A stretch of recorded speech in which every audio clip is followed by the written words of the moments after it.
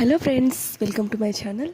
ఇవాల్టి రెసిపీ వచ్చేసి ఎంతో ఎమ్మీగా అండ్ టేస్టీగా ఉండే చికెన్ కర్రీని సింపుల్గా ఎలా చేయాలో చూసేద్దాం. వచ్చేసేయండి.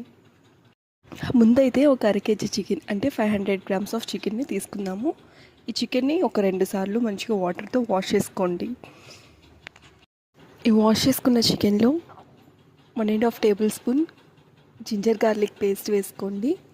అలానే 2 టేబుల్ స్పూన్ కారము, 1/2 టేబుల్ స్పూన్ పసుపు వేసుకోండి. ఇప్పుడు ఇవన్నీ చికెన్లో కలిసిలాగా మంచిగా కలుపుకుందామండి. మనం కలిపే దాంట్లోనే టేస్ట్ ఉంటుంది కదా, సో మంచిగా కలుపుకోండి. ఇలా కలుపుకొని ఒక 5 మినిట్స్ పక్కన పెట్టుకుందాము. ఇప్పుడు వీటిలో ఒక 4 పచ్చిమిరపకాయలు, 2 మీడియం సైజ్ ఆనియన్స్ని తీసుకొని శుభ్రంగా వాష్ చేసుకొని సన్నగా తరిగి పెట్టుకోండి.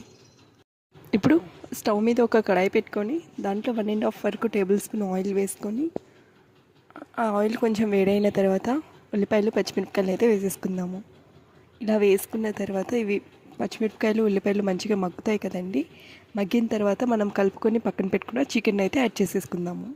ఇప్పుడు మూత పెట్టేసి చికెన్ అయితే బాగా మగ్గించుకోవాలండి. మనకి పీసెస్ అన్నీ చాలా సాఫ్ట్గా అయ్యేంత వరకు ఈ చికెన్ని కుక్ చేసుకుంటే సరిపోతుంది. దీంట్లో టేస్ట్కి తగినంత సాల్ట్ని యాడ్ చేసుకోండి. అలానే కొన్ని టొమాటోస్ని, ఒక 3 టొమాటోస్ని అయితే కట్ చేసుకొని యాడ్ చేసుకోండి. ఇప్పుడు మూత పెట్టుకొని 25 మినిట్స్ కుక్ చేశారు అంటే మనకి చికెన్ అనేది మంచిగా కుక్ అయిపోతుంది. ఇంట్లో వాటర్ యాడ్ చేసుకోవచ్చు, మీ క్వాంటిటీని బట్టి వాటర్ యాడ్ చేసుకొని కొంచెం సేపు ఇప్పుడు ఫైనల్గా కొత్తిమీరని వేసుకుందాము. కొత్తిమీర వేసుకున్న తర్వాత ఒక 5 మినిట్స్ అలా కుక్ అవనిచ్చేసి స్టవ్ ఆఫ్ చేసుకొని ఇప్పుడు ప్లేట్లోకి సర్వ్ చేసుకొని ఒక్కొక్క పీస్ తింటూ ఉంటే ఎంతో జ్యూసీగా టేస్టీగా ఉండే ఎమ్మీ రెసిపీ రెడీ అయిపోతుంది. సో మన వీడియోస్ కనుక మీకు నచ్చినట్లయితే ప్లీజ్ లైక్ చేయండి, షేర్ చేయండి, సబ్స్క్రైబ్ చేయండి. Thanks for watching. Take care. Bye.